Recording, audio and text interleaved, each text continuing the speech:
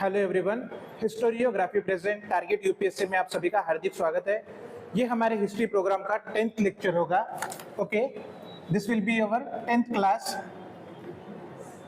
जिसमें हम संगम किंगडम्स जो थे, ओके, दक्षिण में लास्ट लेक्चर में हमने जो संगम किंगडम देखे थे, चोला चेरा पांड्या, ओके, उनको nearly about 3rd century AD दक्षिण में जो रिप्लेस करेंगे, ओके, जिनका नाम था कालभरास, ओके, कालभरा या फिर कालभ्रास, ओके, कई जगह पर उनका अलग नेशन मिलता है नाम का, ओके, तो उन कालभरास इनके रिवोल्ट के बारे में, ओके, कौन सा रिवोल्ट? कालभ्रास,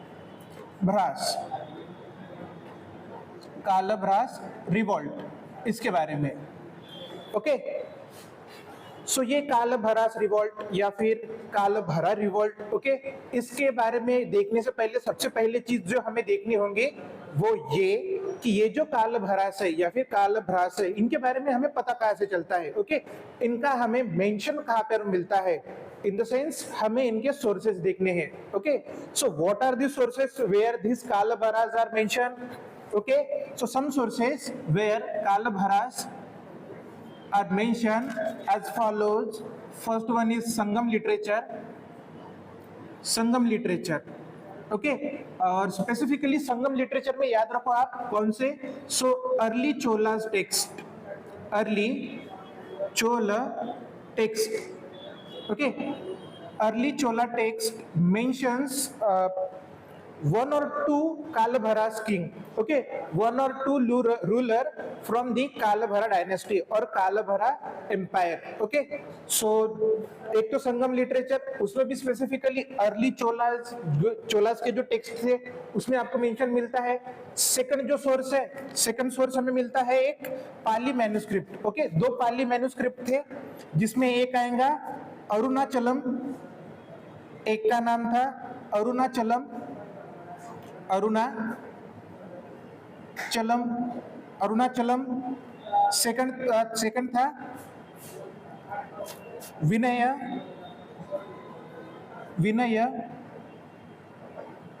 विनिकाया, ओके। ये अरुणाचलम या फिर विनय विनिकाला, ये क्या है? दोनों पाली text, okay, Pali manuscript, okay. So first one is Sangam literature, which is Tamil manuscript. Then next is Arunachalam और Vinaya Vinikaya, ये क्या है? ये है पाली manuscript. Then after there are some inscription, okay. कौन से inscription है वो? एक inscription है आपका पुलन कुरुची।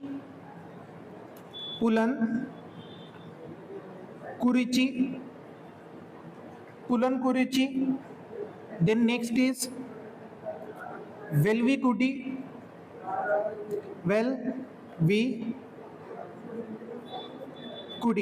okay. This Kurunchi, okay, Pulan Kurunchi and Velvikudi are two inscription. ये क्या है? तो inscription है, ओके, रॉक इंस्क्रिप्शन है जिसमें हमें इन कालभरास इनका मेंशन मिलता है, ओके। सो ये हो गया। Next is their coins, numismatic evidence, okay, जो न्यूमिस्मेटिक एविडेंस हम करते हैं ना, numismatic evidence means coins, okay, which were issued by them. So these are some of the sources, okay. First one is Sangam literature, okay, and specifically in Sangam literature the early Cholan text mention about the Kalabharas, okay. Then there are two Pali manuscript in which first one is Arunachalam and second one is Vinaya Vinikaya, okay, इसमें भी हमें Kalabharas इनका mention मिलता है। Then two inscription which were issued by Kalabharas themselves, one of them was Pulan Kuruchi and second one was Velvikudi. These two are found inscription, okay. Underline this one thing, okay, ये चीज आपने याद रखना कि ये दो inscription हमें मिले हैं, पता नहीं और कितने ऐसे इंस्क्रिप्शन होंगे, शायद से वो डिस्ट्रॉय हो चुके हो या फिर अभी तक वो हमें मिलने के रह गए हो, okay. Then there are some coin issued by those king, okay. So from all these sources we construct a small history about this Kalabharas revolt, okay. तो इसे रिवोल्ट क्यों कहते हैं? फर्स्ट ऑफ ऑल तो कालभरास का राइज कैसे हुआ था? याद रखो, संगम एज में हमने क्या पढ़ा था कि संगम एज या फिर Sangam kingdom basically rule of 3 dynasty. कौन से dynasty? One is Chola, second one is Chera, and third one is Pandya. Okay, Chola, Chera, Pandya, इनके राज्य को, ओके, इनके शासन को हमने संगम एज कहा था। उसमें भी स्पेसिफिकली क्यों? क्योंकि संगम साहित्य का कंपाइलेशन हुआ है। ओके, संगम साहित्य का कंपाइलेशन हुआ है। अब नेक्स्ट वहां पे हमने एक चीज देखी थी कि ये जो तीनों साम्राज्य चोला, चेरा या फिर पांड्या थे, ये स्पेसिफिकली वैदिक धर्म को फॉलो करते थे। कौन से धर्म? वैदिक रिलीजन। याद रखो, वैदिक रिलीजन को ये फॉलो करते थे, मींस वैदिक प्रैक्टिस को ये अपनाएंगे, वैदिक धर्म को अपनाएंगे, वैदिक रिचुअल्स को ये फॉलो करेंगे। ओके, और वैदिक रिचुअल्स में दो चीजें आपने प्राचीन भारत में भी देखी है, और अभी नेक्स्ट जब हम गुप्ता साम्राज्य पढ़ेंगे तो गुप्ता साम्राज्य में भी आपको दो वर्ड बहुत रिपीट होंगे। उसमें से एक वर्ड है देवदान, एक है devadana, second one is brahmadana. Brahmadana. Okay, so what is this devadana and brahmadana? याद रखो, राजा महाराजा जो लोग थे वो दान देते थे। ओके, जस्ट लाइक अशोका द्वारा बौद्ध धर्म के लिए जो बुद्धिस्ट मोनेस्टरी थी उसको दान दिया जाना, या फिर किसी और राजा के द्वारा जैन मोंकों को दान दिया जाना, ठीक उसी प्रकार जो ये वैदिक रिलीजन फॉलो करने वाले राजा रहेंगे ये वैदिक धर्म के लिए दान देंगे। उसमें भी स्पेसिफिकली कैसा दान देते हैं? तो ये देवदाना मींस जो मंदिर, याद रखिए वैदिक धर्म या फिर हिंदू धर्म में मंदिर एक ऐसी जगह होती है जहाँ पे जो भगवान की मूर्ति रखी जाती है, तो उस मंदिर के मेंटेनेंस के लिए जो पैसा लगता है वो इन द फॉर्म ऑफ दान राजा लोग देते थे। ओके, राजा द्वारा मंदिरों के क्या कहेंगे हम, मेंटेनेंस के लिए या फिर मंदिरों की देखभाल के लिए जो दान दिया जाता था उसे कहते थे देवदान। एक चीज क्लियर हो गई। Second one is ब्रह्मदान।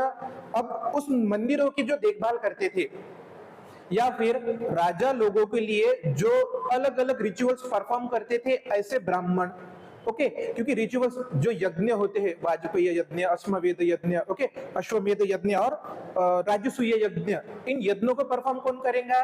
तो ब्राह्मण करते थे। तो जब यज्ञ परफॉर्म हो जाएंगे या फिर कोई रिचुअल्स घर पे परफॉर्म हो जाएगा, शाही रिचुअल परफॉर्म हो जाएगा, तो उस शाही रिचुअल के परफॉर्म होने के बाद ब्राह्मणों को एक दान दिया जाता था।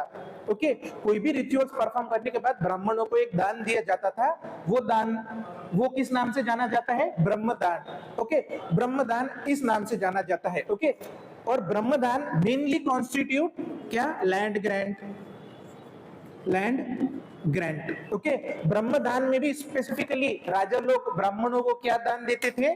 जमीन। ओके, अगर जमीन ब्राह्मणों को दान दी तो उस जमीन से आने वाला जो भी कुछ रेवेन्यू है उस पर ब्राह्मणों का अधिकार रहता था। ओके, और याद रखिए किसानी करना ब्राह्मणों का काम नहीं था। किसानी करने के लिए समाज के सबसे छोटे वर्ग वाले लोग ही काम करते थे, जैसे कि Shudra. Okay, Shudra are considered as a farmer in the early Vedic society or later Vedic society as well. Shudra were the farmer.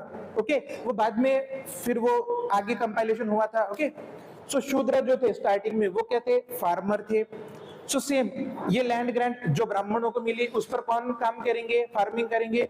सो शूद्र लोग उस पर फार्मिंग करेंगे।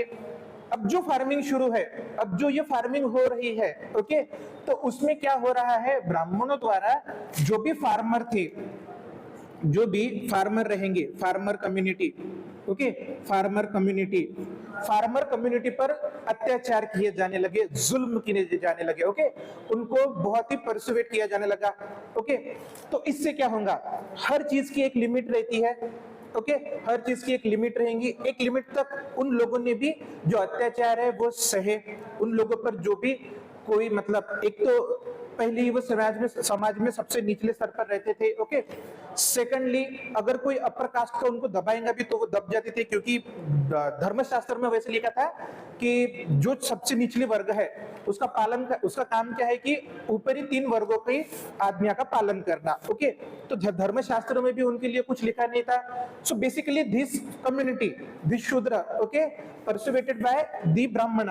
ओके, तो यहाँ पे हमें दिखता है कि उनके सबर का बांध एक वक्त फूट जाएगा। ओके, जो ये सप्रेस्ड कम्युनिटी थी, फार्मर कम्युनिटी, ये रिवोल्ट करेंगे। ओके, अब उनका सप्रेशन शुरू है। तो एक टाइम तो ऐसा आएगा कि वो रिवोल्ट करेंगे। वो रिवोल्ट था कालभरास रिवोल्ट। उन्होंने क्या किया? उस रिवोल्ट में जो राजा थे जो इन ब्राह्मणों को आश्रय दे रहे थे, ब्राह्मणों को दान दे रहे थे, पहले उन्होंने उन राजाओं पर हमला किया। पांड्या, चेला, चोरा राजा, ओके। और इन राजाओं को उन्होंने बंदी बनाया और अपने पास कैद खाने में कैद कर कर रखा। याद रखो, ये ना तो राजा है ना तो किसी राजवंश है, ओके। ये सिर्फ किसान थे जो खेती करते थे, जिन पर अत्याचार हो रहा था। इन्होंने अपना एक गठ बनाया, एक ग्रुप बनाया, एक ऑर्गेनाइजेशन बनाई और एक प्लान अटैक किया इन तीनों राज्यों पर, इन तीनों साम्राज्यों पर। और तीनों साम्राज्यों में तीनों जो राजा थे, उन राजाओं को क्या बोलेंगे उसको हम, कैदी बनाकर, बंदी बनाकर उन्होंने अपने पास एक कैदी के स्वरूप में रखा। यहाँ पर अभी उनके पास पॉलिटिकल पावर आ गई जब उन्होंने राजाओं को पकड़ लिया। देन नेक्स्ट जो ब्राह्मण थे, जिन्होंने सबसे ज्यादा उन पर अत्याचार किए, उनका परसिक्यूशन शुरू हो गया, ओके। उनकी हत्याएं शुरू हो गई, ओके। सो ये तो था पहली चीज हमें कि रिवोल्ट क्यों शुरू हुआ। एक देखो, इन स्टार्टिंग हमें दिखता है कि संगम एज है, संगम एज में चोलाचेरा पांड्या रूल कर रहे हैं, ओके। उनके द्वारा हर किसी रिलीजन को एक पैटर्नेज दिया जाता है, जो बुद्धिज्म, ब्राह्मणिज्म, ओके, जैनिज्म में भी हमें दिखता है। तो लाइक चोलाचेरा पांड्या जो वैदिक धर्म को फॉलो करते थे, वो ब्राह्मणिज्म को पैटर्नेज देंगे। उनके द्वारा देवदान, ब्रह्मदान दिया जाने लगा। Brahmadana mainly constitute of land grant. Land grant में हमें दिखता है जब लैंड उनके पास आया तो लैंड के रेवेन्यू राइट्स जो रहते हैं वो पूरे ब्राह्मणों को, ओके, राजाओं ने फॉरवर्ड कर दिए थे। सो उसमें हमें दिखेगा कि फार्मर कम्युनिटी जो रहेंगी मेनली, ओके, तो फार्मर कम्युनिटी वहां पर फार्मिंग करने के लिए आते थे, फार्मिंग करते थे, बट वो फार्मिंग में भी उनको बहुत सप्रेस किया जाने लगा, परेशान किया जाने लगा। और ओवर द पीरियड क्या होगा, ये उस सप्रेशन से, ओके, उन्हें जो तंग किया जाता था उसके अगेंस्ट वो रिवोल्ट करेंगे। वही रिवोल्ट किस नाम से जाना गया, कालभरास रिवोल्ट, ओके। यहां तक था इंट्रो कि ये कालभरास रिवोल्ट कैसे हुआ, ओके। अब इनके बारे में हमें बहुत ज्यादा डिटेल तो इंफॉर्मेशन पता नहीं है, जितनी कुछ इंफॉर्मेशन हमें पता है वो अभी हम डिस्कस करेंगे। सो नेक्स्ट हमें जो देखना है वो है कालभरास कौन थे, ओके। सो यहां तक हमने देखा कि कालभरा का राइज कैसे हुआ। देखिए, कालभरा कौन थे, उनका ओरिजिन, इसके बारे में ज्यादा सबूत नहीं है या फिर सोर्सेस नहीं है, ओके। सो जो कॉन्क्रीट एविडेंस कि कालभरास कौन थे, कहां से आए थे, ओके, यह हमें नहीं पता। बट एक चीज जो है, जो 100% हमें पता है कि that they were non Aryan. क्या थे वो, नॉन आर्य, ओके। आर्य, अनार्य, उसमें जो अनार्य थे, नॉन आर्यन, वो क्या थे, एक नॉन आर्य ट्राइब। ट्राइब है, ये स्पेसिफिकल वर्ड है, ट्राइब। ट्राइब मतलब जंगलों में रहने वाले tribe, okay. Non Aryan tribe who mainly spoke, क्या बोलते थे वो, कौन सी भाषा, हु मेनली स्पोक, एक तो तमिल, तमिल भाषा बोलते थे। And second one is Prakrit, second one is Prakrit. Tamil और प्राकृत भाषा, दो भाषा बोलते थे वो, ओके। और कहाँ रहते थे, जंगलों में रहते थे, ओके। सो ये रहा उनका एक इंट्रो। देन उनके फेथ के बारे में ऐसा कहा जाता है कि यस, हाँ, उनके फेथ के बारे में ऐसा कहा जाता है कि दे वेयर फॉलोवर ऑफ, ओके, क्या फॉलो करते थे, दे वेयर फॉलोवर ऑफ, एक तो Buddhism, second one is Jainism, third one is आजीविका। तीन धर्म है, तीन धर्मों में से किसी तो भी धर्म के वो फॉलोवर, या फिर ऐसा कह सकते हैं कि तीनों धर्म को फॉलो करते होंगे वो, ओके। स्पैन बड़ा है, 200-300 साल का पीरियड है, तो 200-300 साल के पीरियड में हर राजा अपना अलग फेथ कर सकता है फॉलो, ओके। तो उसमें से कुछ राजा हमें, ओके, बुद्धिज्म फॉलो करते हुए दिखेंगे, कुछ राजा उसमें जैनिज्म फॉलो करते हुए दिखेंगे, कुछ राजा हमें आजीविका धर्म यह फॉलो करते हुए दिखेंगे, ओके। और जब रिवोल्ट हुआ था, जब उन्होंने तीनों राजाओं को कैद किया था, चोलाचेरा पांड्या, ओके, तब उन्होंने अपने एम्पायर के अपना जो डायनेस्टी था या फिर अपने एम्पायर की कैपिटल क्या रखी थी, ये चीज इंपॉर्टेंट है। उन्होंने कैपिटल रखी थी पुहर। पुहर, पुहर का मॉडर्न नेम क्या है, Kaveri Pattanam, Kaveri Pattinam, okay. So Puhar which is also called as Kaveri Pattanam, इसका मेंशन हमें बहुत से बुद्धिस्ट ग्रंथों में मिलता है, ओके। बोधिदत्त द्वारा लिखित एक किताब में हमें जो कालभरास थे उनके द्वारा कावेरी पट्टनम में, ओके, कैसी शांतता प्रस्थापित की गई इसका हमें जिक्र मिलता है, ओके। बुद्धदत्त कौन थे, एक बुद्धिस्ट मॉन्क थे, उसके द्वारा, उनके द्वारा एक किताब लिखी गई थी, ओके। सो एक कैपिटल उनकी पुअर। देन नेक्स्ट ये जो थे कालभरास, इन्होंने बैन लगाया। किस पर बैन लगाया? इन्होंने दो चीजों पर बैन लगाया। एक तो बैन इन्होंने लगाया जो ब्रह्मदान रहता था, ब्रह्मदान, ओके, मीन्स ब्राह्मणों को जो दक्षिणा मिलती थी राजाओं से, okay, that is called brahmadana. And second one is devadana, brahmadana and devadana, okay, Brahmin donation and temple donation, दोनों पर भी इन्होंने पाबंदियां लगाई, क्योंकि ब्रह्मदान से उनके पास जमीनें आई, उस जमीनों पर शूद्र काम करते थे, ओके, ये ट्राइबल लोग काम करते थे, और यही ट्राइबल लोगों का परसिक्यूशन कौन करते थे? अपर कास्ट, उसके अगेंस्ट रिवोल्ट हुआ है। तो the very cause because of which they revolted, okay, उन्होंने उसे ही एलिमिनेट कर दिया, उन्होंने ब्रह्मदान को ही एलिमिनेट कर दिया, बैन कर दिया। उन्होंने देवदान को ही एलिमिनेट कर दिया, उन्होंने देवदान को ही क्या कर दिया? ये बैन कर दिया। ये था एक उनका थोड़ा हिस्ट्री जिसके बारे में हमें पता है, ओके। नेक्स्ट याद रखो, जो क्या नाम है इनका, कालभरास, इनके द्वारा, ओके, जो कब्जा किया गया था दक्षिणी राज्यों पर, तो इनका जो रूल था उस पीरियड को ऐसा कहते थे कि एक डार्क एज है दक्षिण भारत का, ओके। डार्क एज क्यों? उनके द्वारा इन तीनों संगम किंगडम्स को परसिक्यूट किया जाना, ओके, उनके राजाओं को एज अ बंदी बनाना, कैप्चर बनाना, ओके।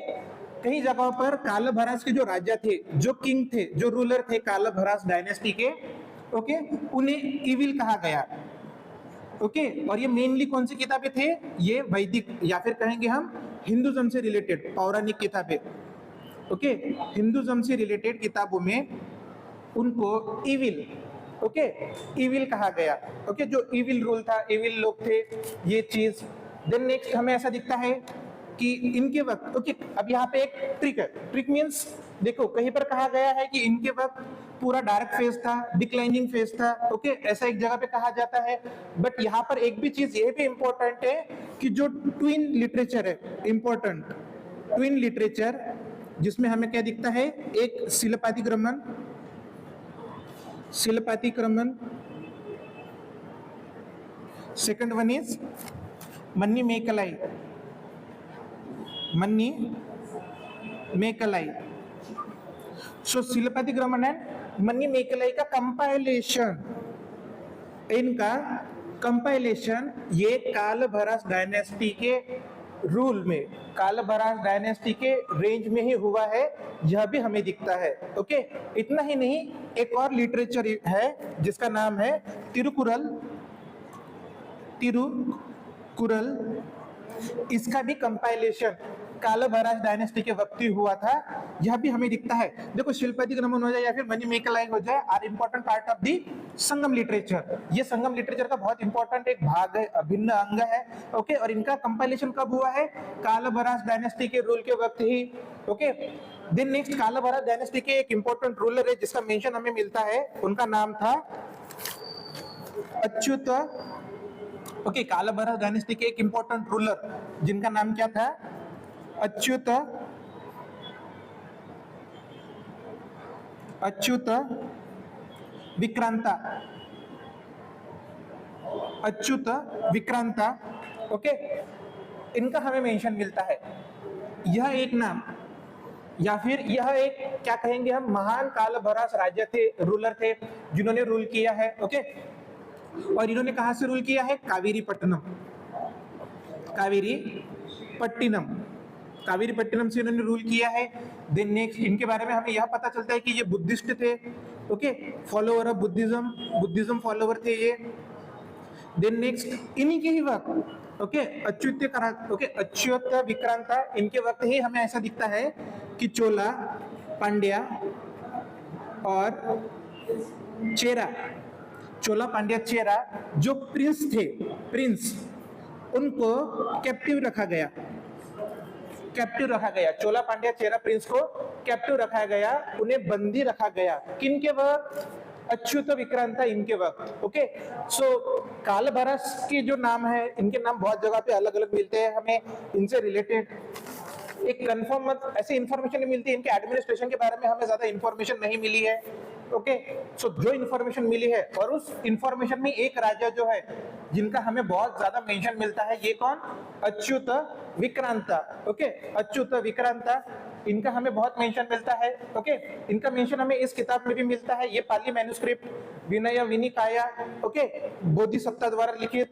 ओके, देन नेक्स्ट हमें जो देखना है वो कालभैरव सिंह का डिक्लाइन। ओके, कालभैरव सिंह का डिक्लाइन।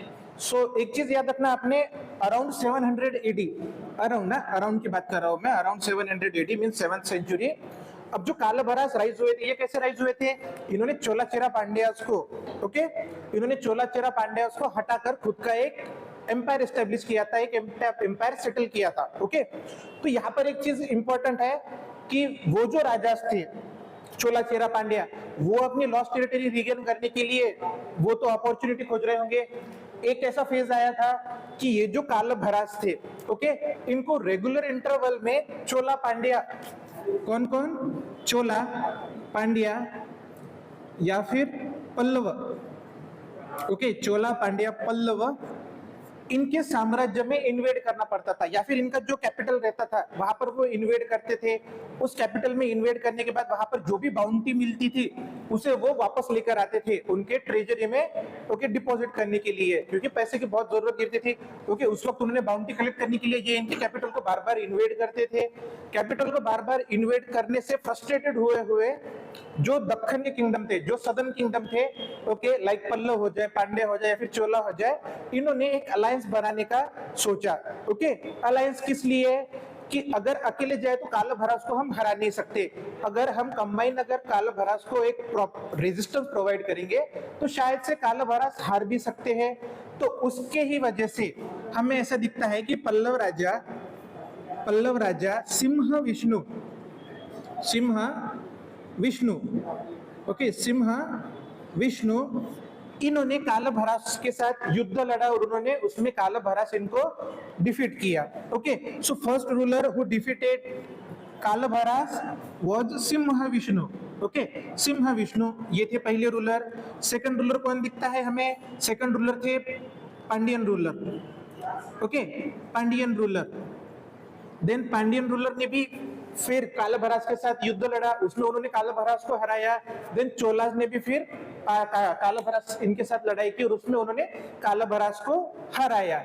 ऐसे में हमें दिखता है कि ये जो कालभैरव थे बेसिकली ये कोई ऐसी एक प्रॉपर डायनेस्टी नहीं थी कि जिसके बारे में हमें एडमिनिस्ट्रेटिव स्ट्रक्चर वगैरह ये डिटेल में फॉलो किया जाए ऐसा दिखे। ओके, कुछ राजा थे उनके बारे में हमें सोर्सेस में भी पता चलता है। ओके, उनके द्वारा कौन से रिलीजन को पैटर्नेज दिया गया था उसके बारे में भी हमें पता चलता है। ओके, एक चीज याद रखना आपने, ये कोई डायनेस्टी नहीं थी जिसे एस्टेब्लिश किया गया, ये एक रिवॉल्ट था जो एक सप्रेशन के अगेंस्ट एक रिपरकशन मींस एक अपोजिशन था। ओके, एक्शन अपोजिट रिएक्शन, वैसे में एक रिवोल्ट हुआ था, उस रिवोल्ट के थ्रू इस डायनेस्टी का एस्टेब्लिशमेंट हुआ था, कालभैरव डायनेस्टी। ओके, जो कालभैरव रहते हैं इनका मेंशन बहुत कम जगह पे मिला है, इनके सोर्सेस हमें बहुत कम मिले हैं। ओके, सो जितना मिला था ये उतनी स्टोरी है कालभैरव इनके बारे में। और अगर क्वेश्चन आया पेपर में, ओके, एक तो सोर्सेस पर आ सकता है, सेकंड या तो फिर उन्होंने कौन सी चीजों को अपोज किया था, ब्रह्मदान देवदान इसको, या तो फिर कौन से राजाओं ने उनको हराया था, या फिर कौन से फेमस राजा थे जिनका मेंशन हमें ओके मिलता है कालभैरव डायनेस्टी के, इतना ही। ओके, सो ये थी इंफॉर्मेशन हमारी कालभैरव इनके बारे में। नेक्स्ट जो हमें देखना है वो है इक्ष्वाकु डायनेस्टी के बारे में। Okay, till then thank you.